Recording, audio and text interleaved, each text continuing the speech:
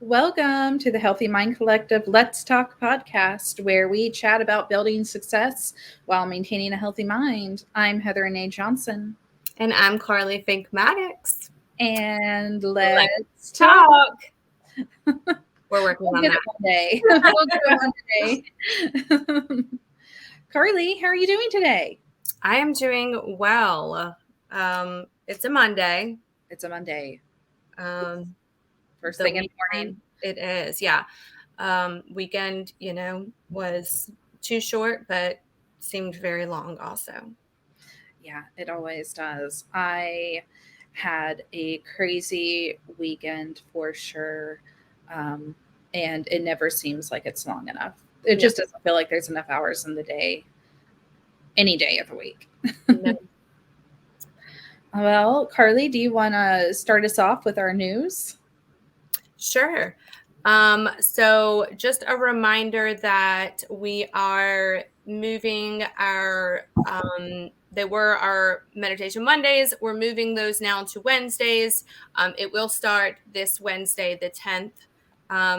And so we're moving to Wednesdays, calling it midweek reset, and it will be starting at 12 p.m. Eastern Standard Time in the Zen Den, which is under DEI in the world. So join Heather and we will alternate weeks of who is leading it. But for a quick 15-20 minute meditation, mindfulness session to, reset our mind for the rest of the week ahead. And also we are going to be presenting at the staff meeting tomorrow for those staff that watch. Just a little bit more about what we have going on for Mental Health Awareness Month.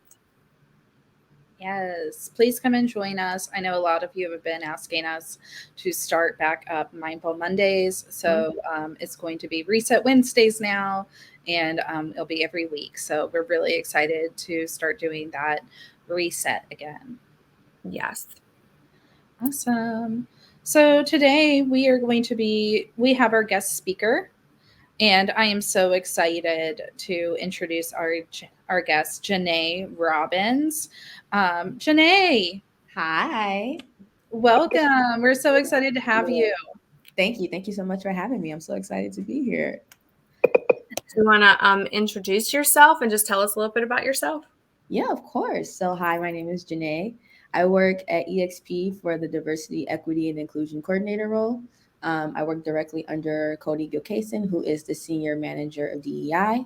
And I am also right now pursuing my master's degree in sociology because at some point I hope to aspire to become a civil rights attorney. I need to amend that. I say civil rights attorney, but I'm thinking about going more into immigration or into police brutality so I can really utilize my sociological degree in those particular areas. So I'm just really happy to be here with you guys. I love the Healthy Mind Collective. We're not supposed to have any favorites of any groups, but I really do love the fact that I'm a part of a company that prioritizes mental health. I think it's such a pertinent topic, especially to people who look like me, and we need to waken more awareness about the ways in which disparities may impact so many different communities that go underexplored daily. So thank you for bringing me here. Of course. Absolutely. And I think in every conversation that we have, we always end up bragging about how amazing EXP is to be a part of for all of the different reasons. So I feel like in every conversation we have, there's another reason why EXP is the place to be. Exactly. For sure. Absolutely. Yeah. So I'm going to read a little bit. So I'm looking down, and then we will jump into our topic for today. Yeah. So our culture, beliefs, sexual identity, values, race, and language all affect how we perceive and experience mental health conditions. In fact, cultural differences can influence what treatments, coping mechanisms, and support work for us. It is therefore essential for culture and identity to be a part of the conversation as we discuss mental health. So today's focus is really around mental health stigma and mental health discrimination in different cultures and communities. And I wanted to make sure I stated what the difference was between the stigma and discrimination, right? Yeah. Stigma is when someone sees you in a negative way because of your mental health issues or illness. And discrimination is when someone treats you in a negative way because of your mental health. Yeah. So a lot there to talk about and discuss. So I think we'll just kick it off with your experience with mental health stigma or discrimination that you've experienced, or people that you know personally have experienced. Yeah. You know what? I'm gonna start off with some loved ones of mine who I know have experienced mental health stigma discrimination. I want to say that for a majority of the intimate people in my life, both adults, children, etc., who I've come in contact with, they have in some way, shape, or form had some psychological distress and or experiences related to mental health, yet didn't know the best way to go about being able to seek treatment, who to tell, what to tell them, just the entirety of what consists of basically being able to receive the treatment and help you need if you were a person who was diagnosed and or facing some mental health illness. And I noticed in those people that were having this common confusion about what mental health was, who was the best people to talk to about it, they all happen to be African American or they happen to be African. Specifically speaking, my partner, his name is Machi, and he's from Nigeria. And it's interesting when we talk about, I think, mental health when it comes to the Black community, because I think that a lot of times it's just a talking point. People don't actually differentiate between how mental health is enacted in the Black communities, because they happen differently in America than they do in Africa or in Black parts of the Caribbean. You know what I mean? They're not the same. So that's one big stereotype. For starters, in America, I think we've gotten to a point now in the Black communities of you're kind of split with people who still partake in cultural stigma, which is the negative perception of people who may have a diagnosis or who may have an illness. And then also people who believe that mental health exists, but they just don't want to do anything about it. In Africa, there's no existence of mental health.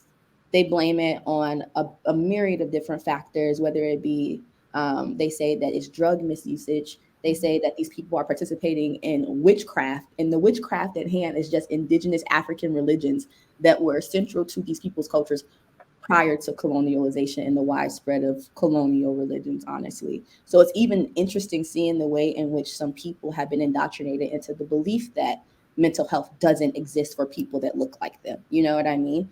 And when you think about a continent full of people who are full of disparities, who are full of constant conflicts, who are full of wars, and you question, are these people facing mental health issues? You have no reason to contest the idea that they may be, but these people themselves are. And so when it came to my boyfriend, he was an interesting case because of the fact that specifically in Nigeria, they've gotten more, I want to say, social awareness about mental health, but they still meet it with anger, avoidance, or fear.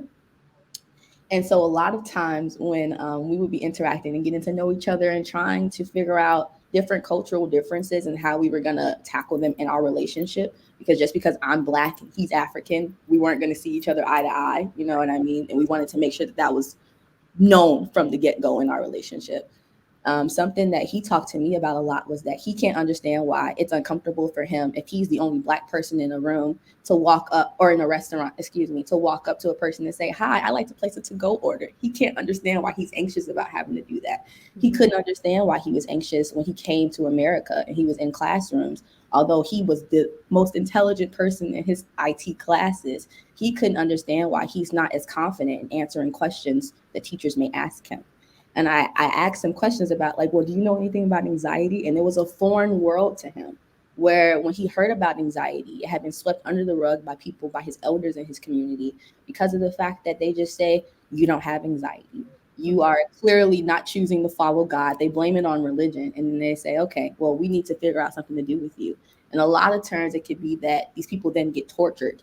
So he basically has grown up sustaining these high complications with anxiety and anxiety feelings, and they've been chronic compared to being episodic, which is the case for a lot of people who experience mental health illnesses. And it's just been interesting. He still is very resistant, I think, to get in medication and also seeking mental health treatments, just because one, he doesn't like to talk to Americans because of his accent. He feels like anytime he goes to say something, it's always met more with, I can't understand what you're saying, than people trying to understand what he's saying. Two, he feels like there is not a lack of cultural and spiritual connections of how to treat Black people. Everyone wants to throw medicine at us, and medicine doesn't work for the way that a lot of us experience mental illness. And I had to tell him, I think that is due to the fact that a lot of psychological and psychiatric tools and resources were grounded in scientific racism. So you're not going to be able to use a host of what psychologists are using today to diagnose Black people, which is why you continue to see the gaps in which Black people are not getting treatment and or are not seeking medical providers. I would say then for myself, it's interesting because given the American experience, I was way privy about the fact that mental health existed. I was privy about the fact that mental health providers existed. And I think that due to my interest in obviously diverse work, I was researching these things.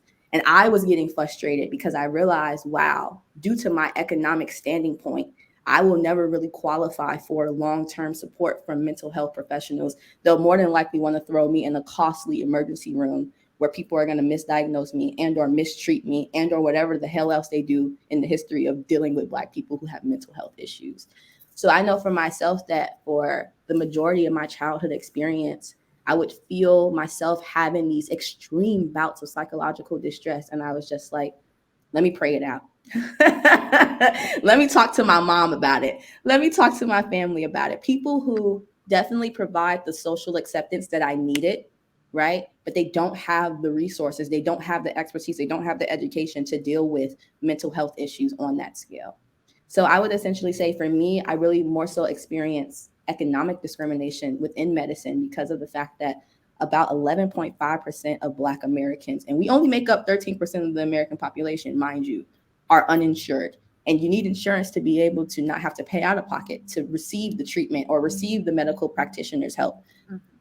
So yeah, that's kind of, it's interesting when you think about the intersections of nationality, and then you also think about the intersections of health disparities. It's more than just saying Black people can't get help. It's a matter of saying what Black communities even acknowledge that this help is useful, because a myriad of them don't even believe in psychologists and psychiatric help anyway to begin with. So it's really a process, isn't it? There's like, there are stages in it, and the first stage is acceptance. Yeah. And accepting that this is something that your community needs to, that it's real. Yeah. Acceptance is real first, right? And then acceptance that the way that your community has been going about treating it may not be the best way. And that you need to accept the fact that there's more to learn. Yeah. Accepting that there's needed education. And then once you get past all of that, then you go to the systemic issues where it's, so, I mean, it's a long journey there. And whenever you look at the whole journey, I imagine it can be extremely overwhelming. Yeah, it is definitely overwhelming. And I think that, and we can also delve into this a little bit later, but I think that when you start breaking us up by gender, by sexuality in the Black community, or you just start getting more into those intersections of other identities, you start being able to see how certain isms compound the way in which we experience mental health illnesses. For example, Black women don't experience illnesses the same way Black men do. And in some spaces, because they are Black women and because of what happens to Black women versus what happens to Black men, the mental illness experiences or just mental health experiences overall are worse than they are for Black men.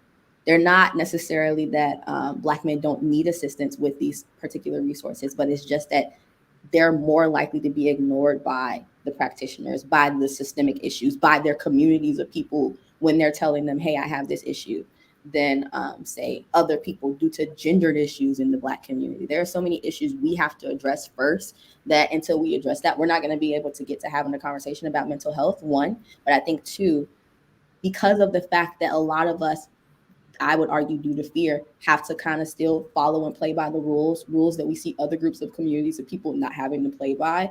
It makes it very frustrating trying to figure out who are your allies, who really can be the person to help you or assist you in getting these resources.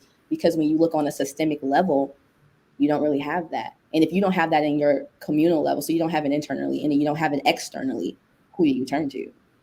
and then people are telling you, well, you need to be more open about talking about these things. I don't want to be further exploited, which history has shown me in the medical and health industries, people like me have been. So it's very interesting trying to tackle this discussion, I'd say, when I'm talking to people in the community, and then when I'm talking to people outside of my community about people in my community. It definitely, for me, even as an educator, it instills in me a sense of hopelessness. So if I, the person who knows about these issues, feels hopeless, I can only imagine the demographics of people we're trying to help in my community who also feel this overarching sense of hopelessness. So I think there's also such a sense of, in a lot of cultures, religion plays such a big role in it, right? Like you're not praying hard enough, you're not, just all of these things, right? And you, you can pray however hard you want, but that doesn't change the things that are happening, right? The chemical makeup things that are happening in your brain, like it, it's just not going to happen. And I know, my situation is completely different being a gay woman, but, people will assume. I had a lot of discrimination assuming that my mental health issues were due to the fact that I was a gay woman, right? And struggling with that or things like that. And I'm like, no, I'm perfectly proud to be a gay woman. It has nothing to do with that. My mental health issues are from, things that happened as a child or just imbalances in my brain or, whatever it is. But, it's just such a misconception around why we have these issues, right? Like exactly. I would definitely argue it is primarily misconceptions that leads to the internal conflicts about getting other Black people to understand that mental health exists. But then also it leads to the external conflicts about seeing how mental health may play out differently for Black people than it will for a bunch of other groups. You know what I mean? Absolutely, and it's interesting too, because when we start thinking about, for example, just start breaking up the demographics. If you're looking at queer Black people in the community, there is still overarchingly within our overall community, there's a lot of anti-LGBTQ-ness that happens at large. Yeah. And so when we say, okay, well, a lot of Black LGBTQ people face homelessness. A lot of them are thrown into the prison industrial complex system because none of the medical providers want to deal with the complexities of their issues. Well, then now you're saying, okay, well, what are we going to do to be able to help and fix what they have going on? And I just think that, just cultural bias also makes a big difference. And the bias in which we have for people in the LGBTQ community and our community will literally allow some people to put aside their morality, to put aside the religion that they talk so heavily about, to allow for these things to marinate and manifest. And I always speak so deeply about how when we have people who are othered or who are outsiders, be it that it's race or it's gender or sexuality, when you have the antagonists who are trying to tell those sets of people, hey, your mental illness is that you're Black, or your mental illness is that you're gay. I always like to say, I feel like that's just a talking point, because my mental illnesses are individualistically based. They're based upon my experiences. However, because I am a person who experiences systemic racism, or because I do experience homophobia, I may have a compounded experience with mental health that another person may not have. You know what I mean? And you don't get the right to be able to not only other me, but to also criticize the way in which that disparity may play out for me than it does for other groups of people. Right. So, absolutely. And I think that you kind of just went into what our next topic question, right, was how does mental health stigma intersect with other forms of discrimination, prejudice, such as racism, sexism, homophobia, and albiism. So I think you just, kind of already jumped right into that topic. I think honestly too, that something that is very interesting to the way in which isms intersect with mental health disparities and or stigma is that I don't think there's a lot of research that goes into seeing how the hyper-violent nature of Black American communities is a direct correlation to systemic racism that they're experiencing. And I want to play it out in the sense of where people don't understand. So, for example, right, we'll have a host of conversations about how gang violence is prevalent mostly in Black American communities. and that essentially the point of these groups of individuals who are highly violent is to create chaos within their communities, which has definitely been the case. It has been more chaotic than it has been, I would say, useful and intended for what it was meaning to be. However, I think that the way in which the history of gangs has been misconstrued to fit a white supremacist agenda is what's important here. Because originally speaking, due to hyper police brutality that was enacted onto a myriad of Black communities in the 60s and 70s, you then have in the wake of the 80s, Black people saying, okay, the Black Panther Party didn't work, but we need something that's as useful and that's as aggressive and that's as tactful as and as serious as the Black Panthers Party. Something that was very intricate about the way in which they operated was the fact in which that they didn't have a peaceful approach to how they dealt with problems in America. They met aggression and violence with aggression and violence. Mm-hmm. And essentially that was because of the fact that they didn't partake in respectability politics. They say, hey, we've seen a history of Black people being peaceful. Martin Luther King just died 10, 20 years ago after leading a peaceful protest about racial ununiformity in this country, and you guys assassinated him. Malcolm X has been assassinated next. All of our Black Panther leaders have been assassinated and or thrown into jail. So we're seeing that even when we meet your demands with the way in which we should meet your demands, we're still getting murdered. Right. And then you think that these people are not going to have mental health issues, one, but two, you think they're going to play out in the same way that they're playing out for other people. Other people aren't experiencing the systemic effects of racism that the way that these groups of people are. So the way in which you're going to see them, I don't know, categorize and or enact or live in that disparity is going to be completely different. So one thing that I'm always talking about in relation back to just to the gangs is that a lot of times when trying to sit down and have a conversation with a notorious gang member in a Black community, they will say something like, I know that I'm facing PTSD, you know, like they're very aware of certain terminologies. I've had host of conversations for reasons related to completing sociological projects, and then also just people in my neighborhood. Like these people are individuals that I know of, people who I grew up around. And it breaks my heart to have to acknowledge them as part of this problem when they themselves have problems that haven't been fixed. So it's like, how are we going to talk about them being a problem when the reason why they're still in existence is because of overarching problems that are not being dealt with? They feel the need to still have that solidarity, Black men specifically, to have that solidarity within each other because they're racial outsiders even within their own racial community, but they are especially social pariah from the overall society. Immediately, for most times, for a lot of these Black men, they told me they walked into spaces and people already had their, you know, minds made up about them before they even got the chance to open their mouth. So what does it mean when my form of solidarity with other people comes in the form of violence? Maybe we need to question that. Why do Black people only feel safe around other Black people enacting violence? Certain Black people, not all Black people, of course, but certain Black people only feel comfortable around other Black people who are being violent.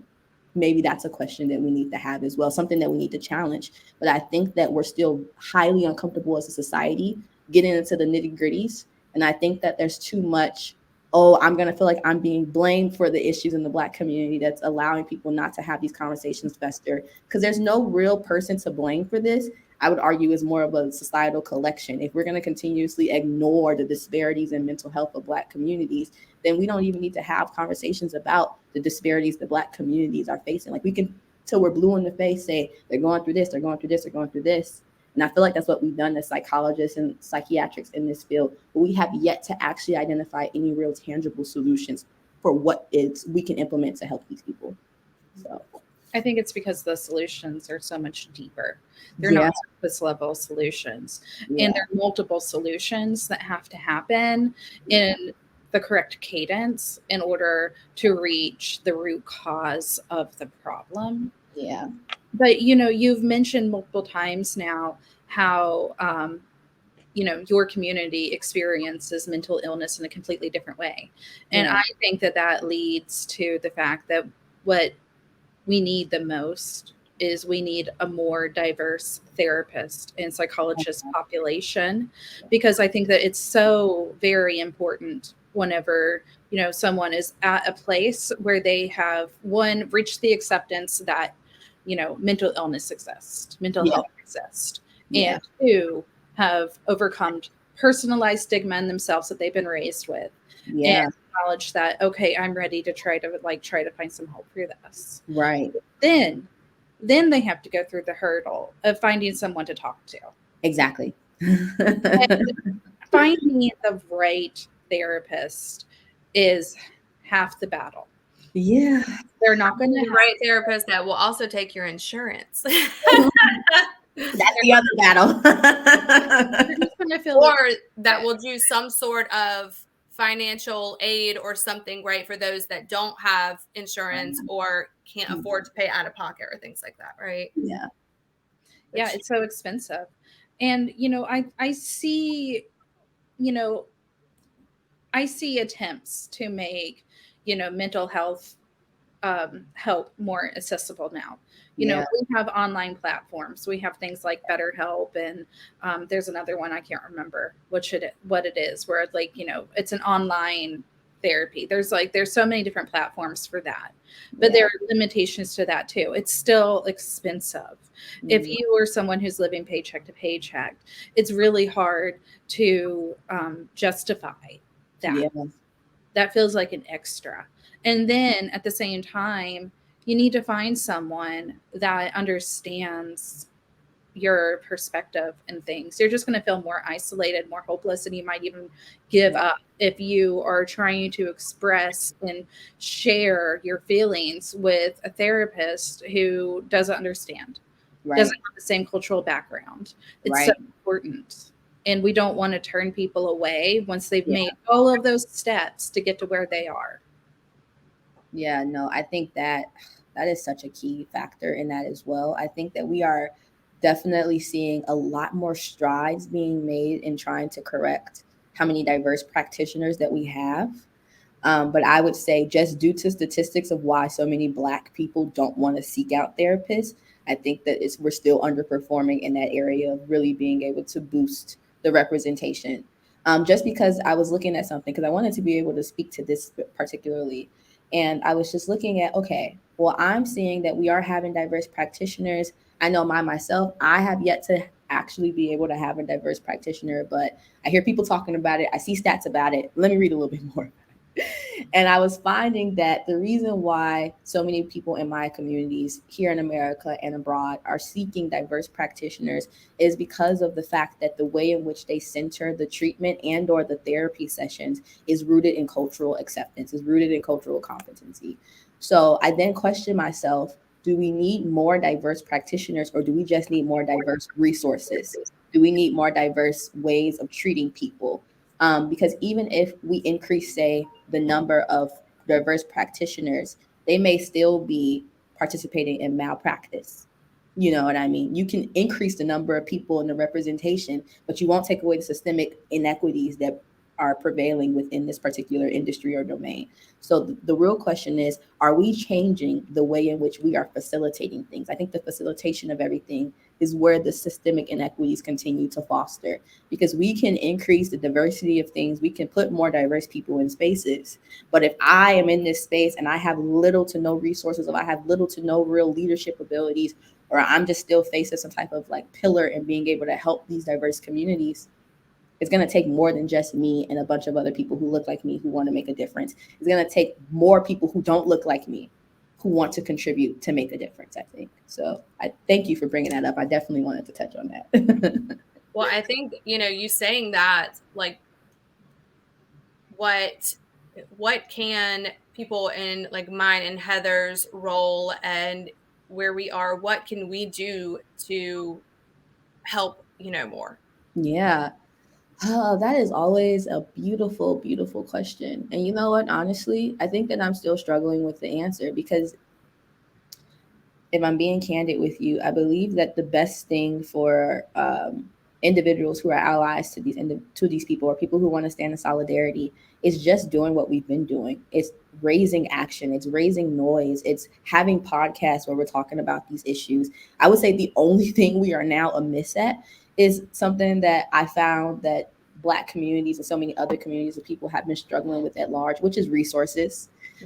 Essentially, it's just a matter of how do we get more people to donate more financial resources and or people who institute, for example, maybe there's like a pay in for your therapy session so that more people will be able to afford to attend that.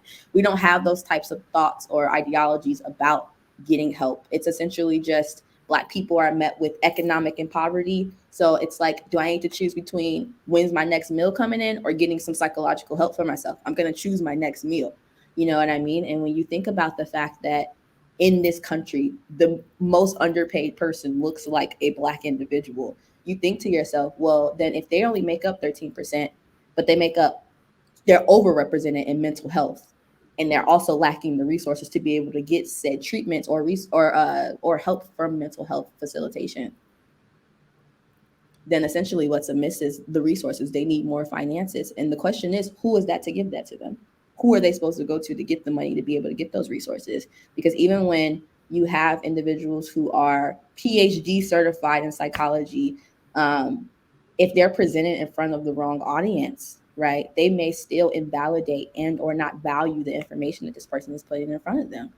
And so it really is essentially about, instead of, I think the question is more of how can you help these communities? I think it more should be, how can you outsource to communities that don't want to help these communities to get them to be involved? Because I think that the problem is that too many Black people have been doing the outsourcing and we're continuously facing blockages. I think it's going to take the allies now to say, hey, I'm here on behalf of them and I need you to do something for them. You know what I mean? Because I think it starts at face value. It starts with people wanting to take you seriously. And a lot of people in this country have faced that. As soon as they're presented in a room, no one even wants to hear what they have to say. You already were marked off from the minute that you presented yourself just because of your racial marker. So, absolutely. Yeah. Which I think that goes into a whole another topic of,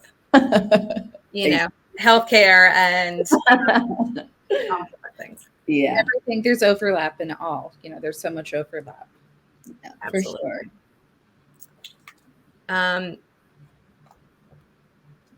I lost my train of thought there. I'm going to go to one more little section of things, really about how, like, social media, pop culture, all of the things that we have going on right now, how that's all being portrayed, right? On TV, on social media, on the news, and what that impact has on the communities. Yeah, where do I want to take this? I will start first with homelessness within the Black communities. I'm sure you guys recently heard about the unfortunate situation with Jordan Neely that happened last week. I think that one of the issues, right, regarding the way in which we're even thinking about people who have mental health issues in the Black community is to take away the language of making it a crime or making it criminal. I think there's a lot of criminology surrounded around homelessness, especially then when it starts pertaining to Black people, because I think that there's been too often a tendency by people in society, but then also by our literal government officials to say, hey, these people are not disenfranchised because of anything we did. They are disenfranchised because of everything that they did, as if homelessness and economic impoverishment is an individualistic thing.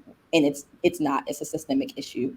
And I think that the way in which we saw videos, right? There were crowds of people on this particular train that watched someone suffocate this Black man to death for 7 to 15 minutes, and they did nothing about it.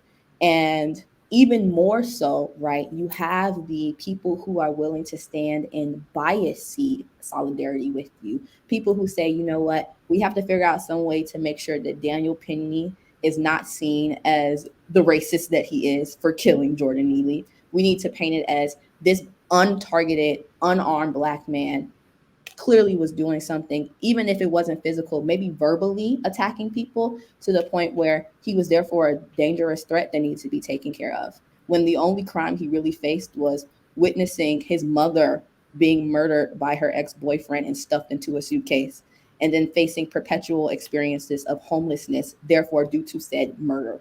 That's his real crime. Being a man in the NYC streets who essentially had no shelter, who had nowhere to go, and during his last and final minutes of life was screaming, I do not have food, I do not have drinks, I do not care if I die.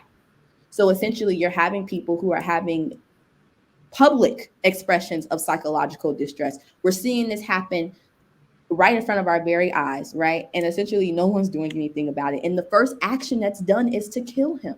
Mm-hmm. And you have to question, because we've seen then too many other videos on social media of people that don't look like Jordan E. Lee, who are having psychological distress, who is showing that said distress, who's actually targeting and or being violent towards people within the public space, and nothing happens to them. They walk away scotch-free. And you have to question, why is that the case? And while we could get into a matter of, oh, there was just no one around to take charge, there's always someone around, hypothetically, to take charge when a Black person's involved. Why is that?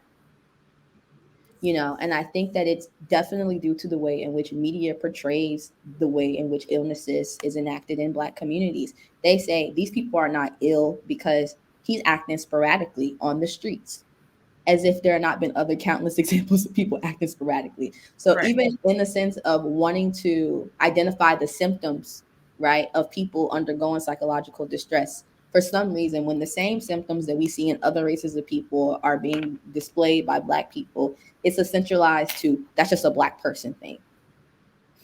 Which I think has also led to the fact that, for example, twice as many Black people compared to other races of people are likely to be diagnosed with schizophrenia instead of just with high functioning depression, because of the fact that after having it and being at their wits' end, they had a public display of anger and frustration. And a Black person's public display of anger and frustration can literally be what leads them to being in prison or at the gravesite.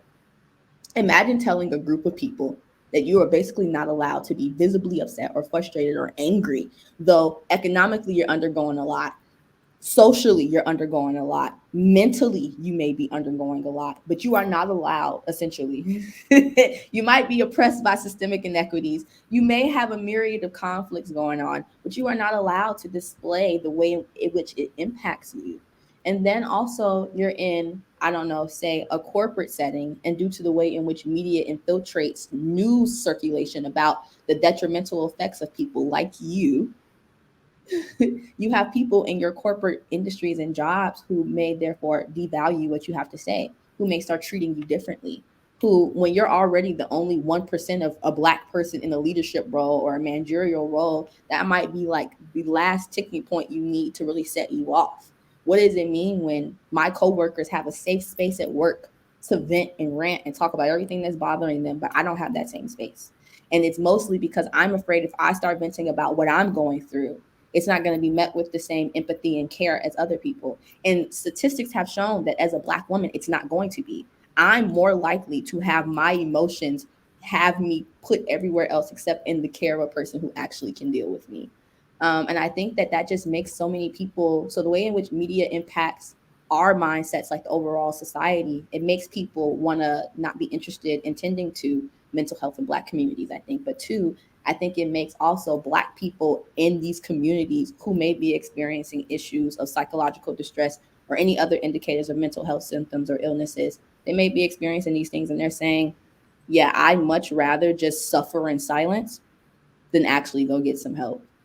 Because from the malpractice from medical practitioners, from the way in which my society doesn't care about me, from the way in which people would rather ingest negative news circulation about people that look like me than actually listen to the narratives of what I'm going through from people that look like me. I think that what's crazy is that media has so much to say about us before we have to say anything at all.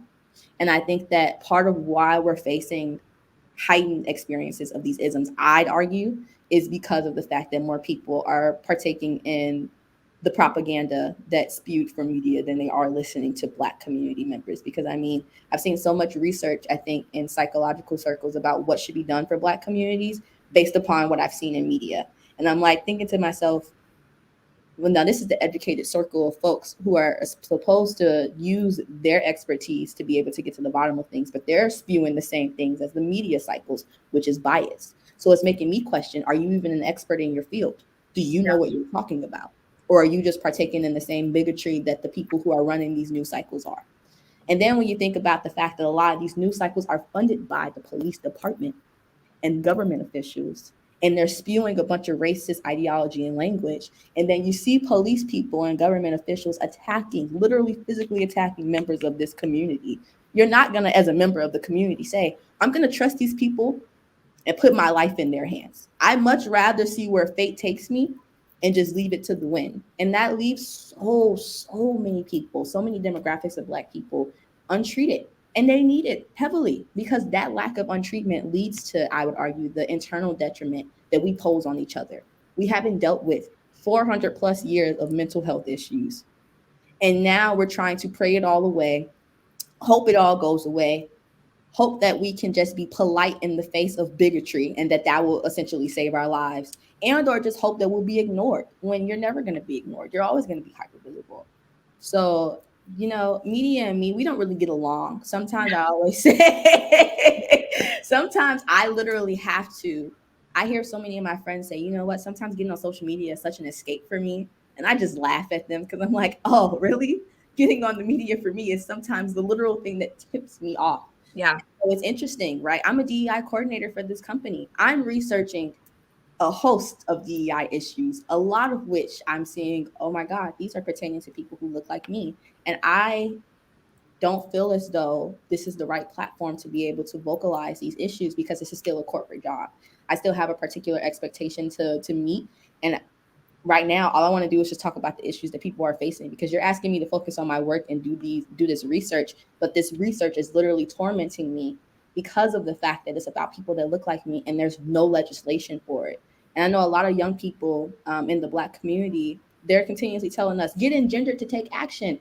And I have to tell them, we literally are facing a lack of power within our legislation representation. I literally feel the most powerless I've ever felt. My job being at EXP is really the only sense of power that I really feel like I have, because I say, okay, I'm at least able to spread what I know. I'm able to connect with like-minded people who are passionate about DEI and be able to have these conversations. But outside of being here from 8 to 4 and being able to spread that knowledge, when I get to these other spaces, when I get around these other individuals, I'm not as strong or as brave as I present myself to be in this company.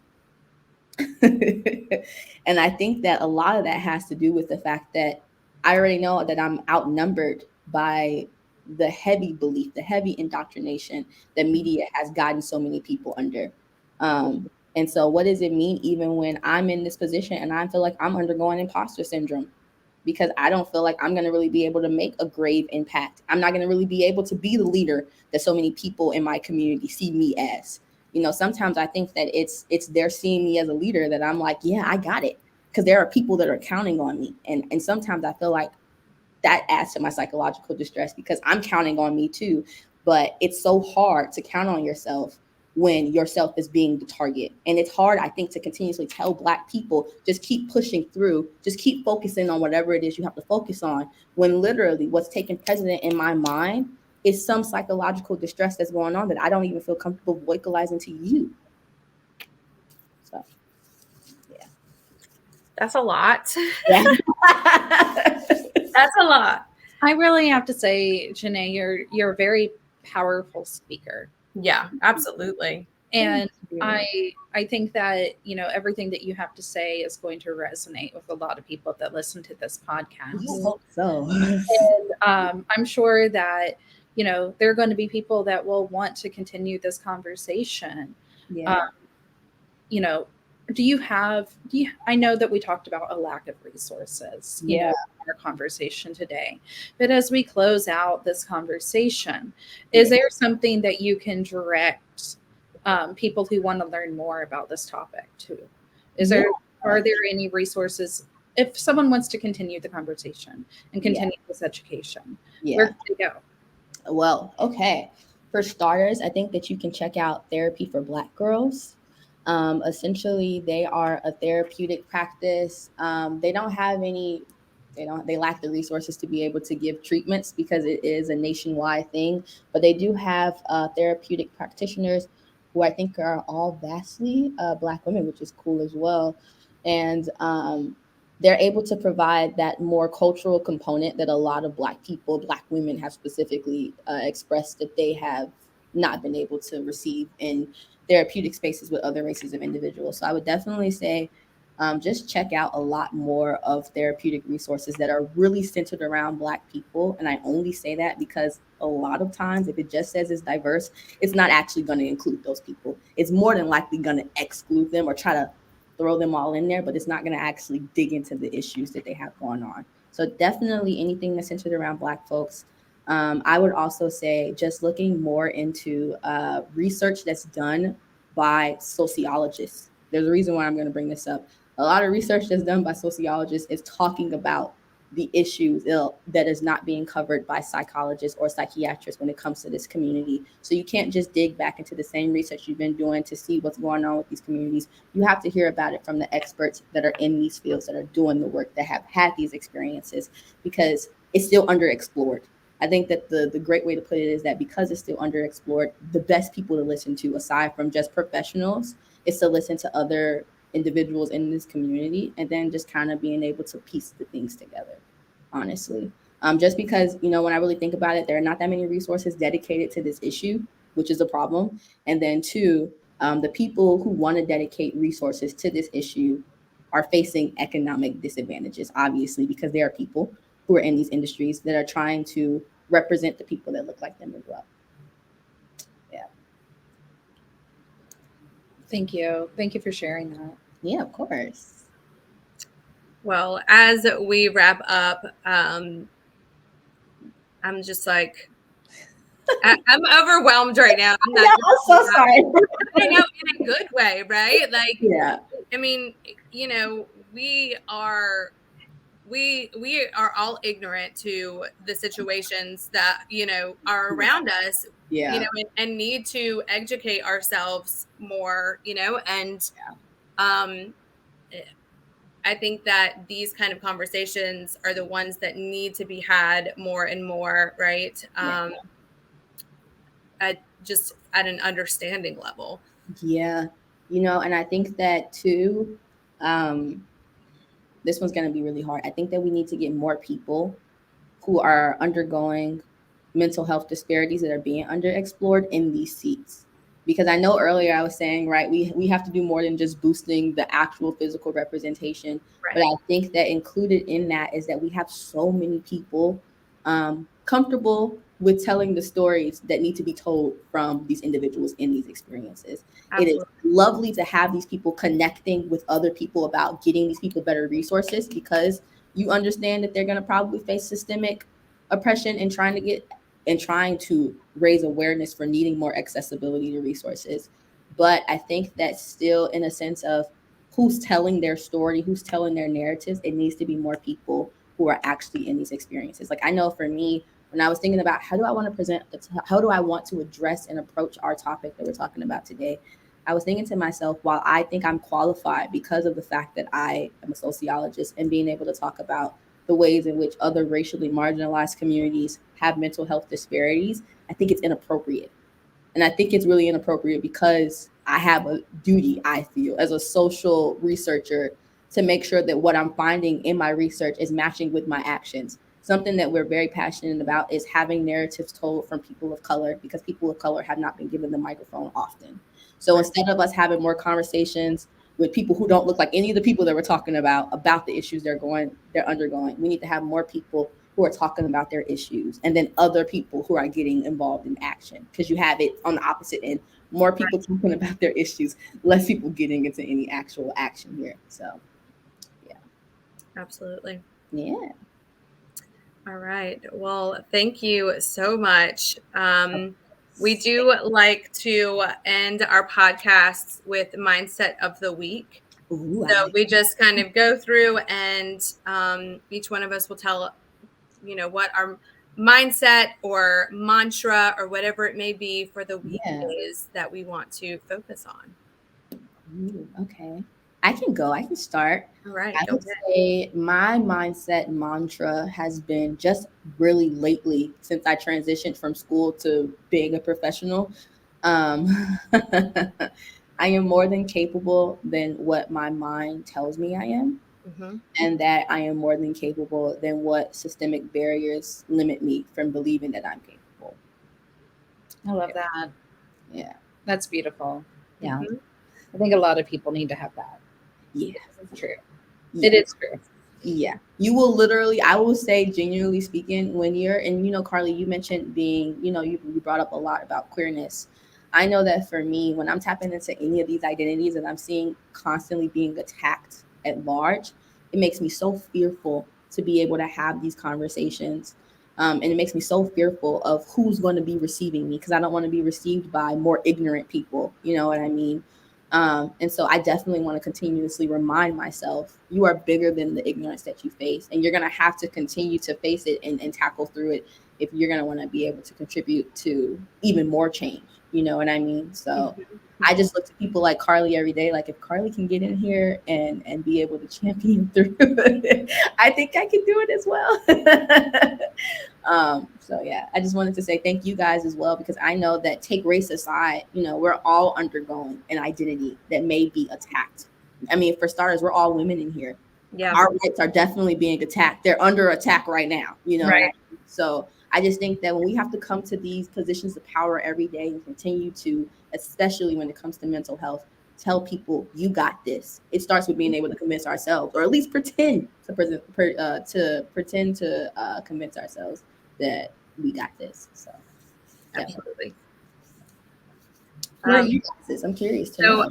Mine is a little bit similar to yours, but not a little bit, but my daughter was home for 4 weeks. She was she's year round, track in, track out. Yeah. And a lot of my self-care and I want to say self-worth, I guess, kind of gets put to the side when she's home. And so I start to only see myself, right, as a mom, as, you know, my job, as this. And so I have to like get back to right, Carly and, you know, that who I am as a person and not just these titles, right? So that's my focus for the week is just myself. Yeah, I like that a lot. Yeah. So mine is, so my dog has been very sick. She was diagnosed with cancer about 4 weeks ago. And this past week, she had like a very serious bout of pancreatitis on top of that. And it's just been a really exhausting week for me. And so I am trying to learn when it's okay to let go. Yeah. So I'm taking into this week, like trying to focus on knowing when to let go, and then also being okay with letting go and being at peace with it. So I don't know when that's going to happen, but I'm trying to, you know, it's okay to let go. Yeah. And I think it's really hard, especially whenever you love something so much, to let go of something whenever it's probably for the best. So I'm trying to come to peace with that myself. Wow. And you said that I was powerful. That was very empowering yourself. Are you kidding me? Oh, God. If I can find the strength to tackle what you're going through, I'm really sorry. I express my condolences for that. That is I know. Yeah. Well, just a reminder to you, Janae, and to everybody that is listening, that HMC is a safe space for you to talk about these types of issues, talk about anything that you're dealing with. Heather and myself are here to listen, to help. Janae, is with DEI. Her and Cody are the same way. So please do not hesitate to reach out to any of us. You don't have to struggle in silence. No. We are here to help. So please reach out to us if you guys need anything. And we will also link our feedback form. Yes. We have a feedback form, but it's really anything, right? Anything that you want us to talk about, or anything that you want to discuss, or anything. So please fill it out and we will get back in touch with you. Yeah, and let us know if you want to hear us talk about something. We need your topics.